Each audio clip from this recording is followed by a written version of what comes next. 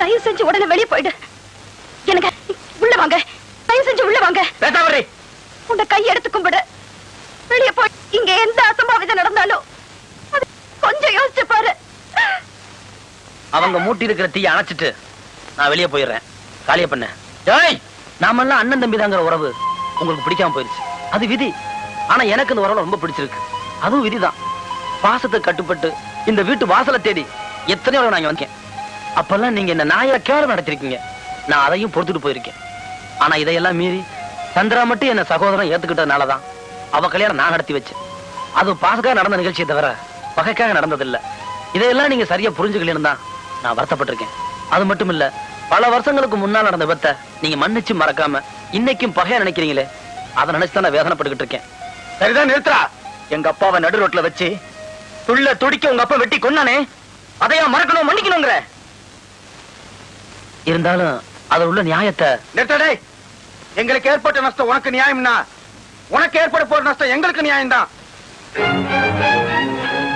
எனக்கும் கண்ணம்மாவுக்கும் கல்யாணம் நடக்க கூடாதுன்னு நீங்க எடுத்திருக்க முடிவை நாங்க மீறதுக்கு ரொம்ப நேரம் ஆகாது. அப்படி நடக்கும்போது அதை தடுக்க யாரால முடியாது. அதை மறந்துடாதீங்க. நடத்தி பாடுற. உன்னால முடியுமா முடியாதுங்கிறத நாங்களும் பாக்குறோம். அதை விட்டுட்டு என்னமோ இங்க வந்து கதை பேசிட்டு இருக்க. பாலாவட்டியை அனுப்பிச்சிடுவேன் நீங்க சொல்லியும் உங்க உயிருக்கு ஆபத்து வந்துடக்கூடாதுன்னு கொஞ்ச நேரத்துக்கு முந்தி சொன்னாங்களே, அவங்களுக்காகத்தான் இன்னைக்கு ஒரு முடிவோட அந்த வீடு நான் வந்திருக்கேன். அண்ணே கொஞ்சம் இங்க வாங்க.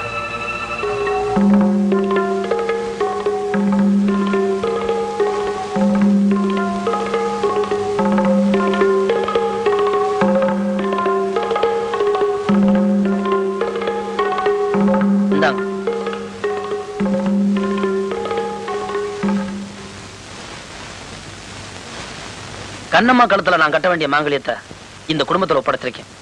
எங்க குடும்பத்துல இருக்கிற பகையும் வெறுப்பும் தீர்ந்து உங்க மனசு என்னைக்கு சமாதானப்படுதோ அன்னைக்கு உங்க கையால எடுத்து கொடுங்க. கண்ணம்மா கழுத்துல நான் கட்டுறேன். ஆனா வேற யார் கையிலயே எடுத்து கொடுத்து கண்ணம்மா கல்யாணத்தை முடிச்சிடலாம்னு தயவு செஞ்சு நினைக்காதீங்க. அது கனவுல நடக்காது. முடிவெடுக்க வேண்டிய பொறுப்பை உங்ககிட்ட விட்டுட்டு போறேன். என் பேரன் கடிச்சிட்டான்னா நாக்குல வேலு குத்தி முதுகுல அழகு குத்தி தேர்காவடி இருக்க சொல்றேன்னு வேண்டிக்கிட்டேன். அதான் இது.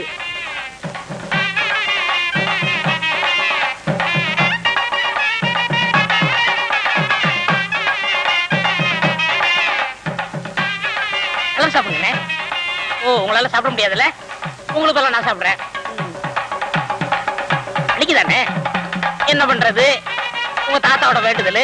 ஐயோ முருகா, மிதிக்காதீங்க முருகா.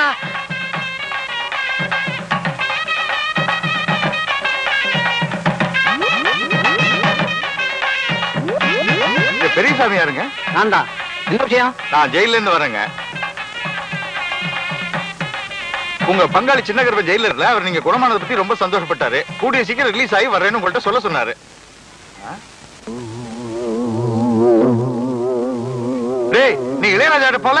அவன் என் பேரங்க. அவன் ஏன் இளையராஜா கிட்ட போனோம்? அவன் நல்லா பாடுவாங்க. பாடுறதா? அவன் ஊமைங்க.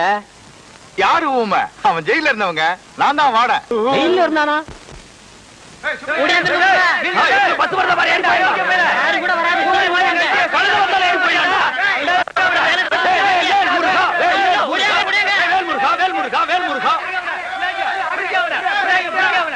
சாவித்திரி, தங்கராசு எதை செஞ்சாலும் அது நல்லதுக்காகத்தான் இருக்கும். நீ கவலையே படாத. வர்ற 15ஆம் தேதி எனக்கு விடுதலைன்னு ஜெயிலர் ஐயா சொல்லிட்டாரு. நான் ஊருக்குள்ள வந்துட்டா எல்லாத்துக்கும் ஒரு முடிவு கிடைச்சிடும். நீ பதட்டப்படாம ஊருக்கு போ. டவுனுக்குள்ள காரு பஸ் அதிகமா போவோம். பார்த்து போ புள்ள. போயிட்டு வரேங்க.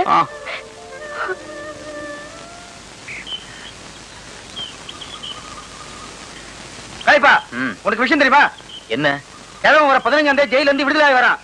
எந்த கிழமை? அதெல்லாம் தங்க தப்ப.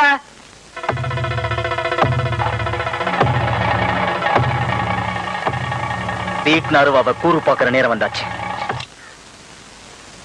ஜெயில இருந்து வெளியே கூட்டிட்டு போய் ஒரு வேலையும் நடக்காம மறுபடியும் திருப்பி ஜெயிலுக்கே கூட்டிட்டு வந்துட்டேன். இளையராஜாவை பார்த்து மைக்க பிடிக்க வேண்டிய கையில மறுபடியும் விலக மாட்டி விட்டுட்டேன். ஏண்டா, ஊனமற்ற ஊமையா நடிச்சு கிழவன் சொத்தை எல்லாம் கொள்ளையடிக்க பாத்தீங்களே, இதுக்கு என்ன தண்டனை தெரியுமா? என்ன? அநேகமா ஆயுள் தண்டனை தான். அநேகம் இல்லன்னா தூக்கு தண்டனை.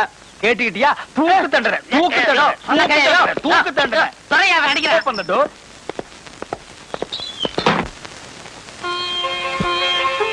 அண்ணே அண்ணே வாங்க.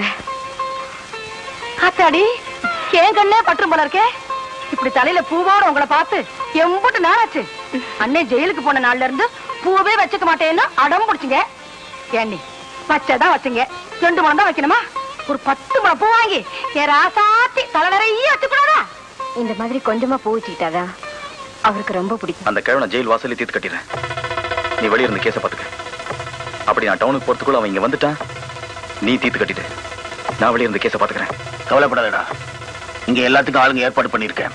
நீ போயிட்டு வா, நான் பாத்துக்கிறேன். சரி. அண்ணனை கூட்டிட்டு வரதுக்கு தங்கராசி எப்ப போகுது? காலையில முத பஸ்ஸுக்கு போயிட்டாதவன். போயாச்சா?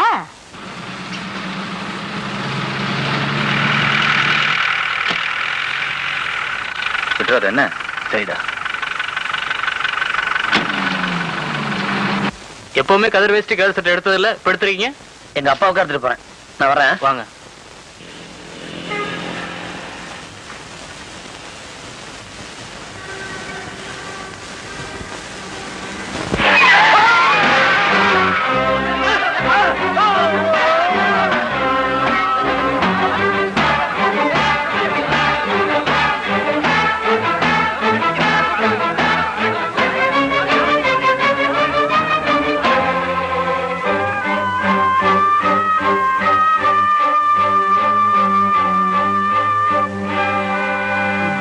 ஐயா, இந்த சங்கிலிய மறந்துடாதீங்க. போய் லெட்டர் போடுங்க ஐயா.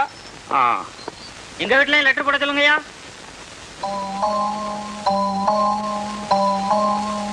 கரெக்ட் டைமுக்கு கொண்டு வந்து சேர்த்ததுனால அவர் உயிருக்கு ஒன்றும் ஆபத்து இல்ல, கவலைப்படாதீங்க.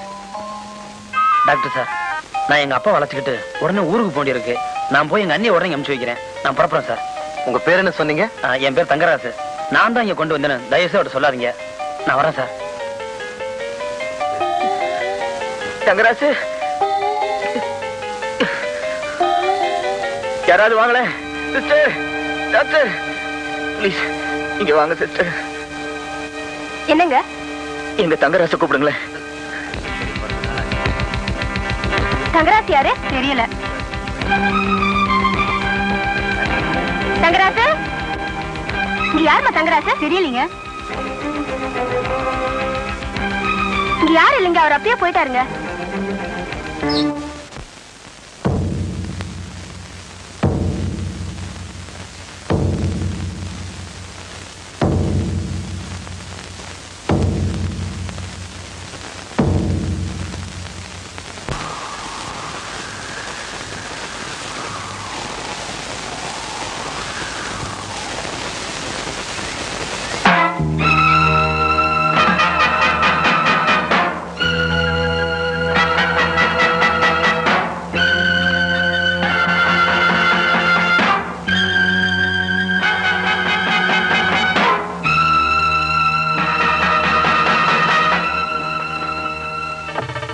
பஸ் விட்டு இறங்கின உடனே அவன் கழுத்துக்கு குறிவை.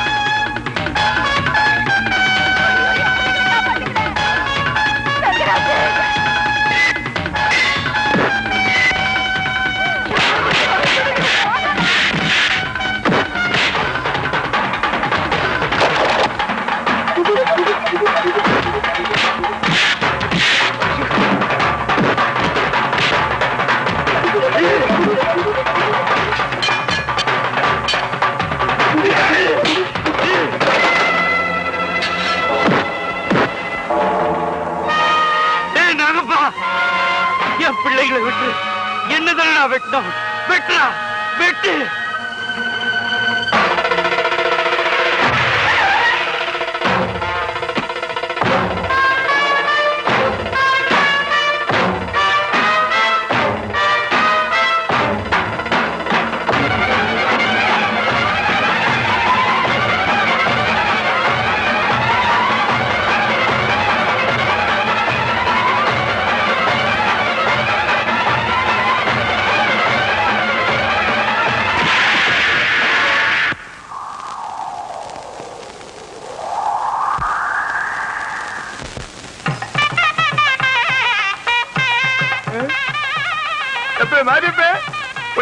கல்யாணம் விட பூரா ராவிட்டு தர்றேன். எதுக்கியா? ஒரு முக்கியமான விஷயம் சொல்லத்த. இனிமேல் பொடிமட்டைய தொட்ட மூக்க அறுத்துருவேன். சித்தப்பா,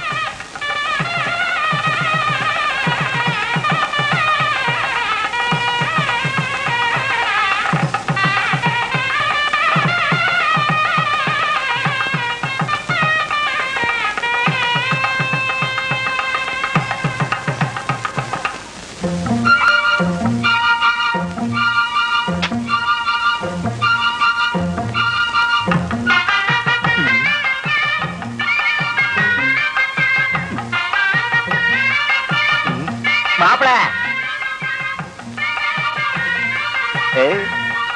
தாலி கட்டி கட்டி மேடம்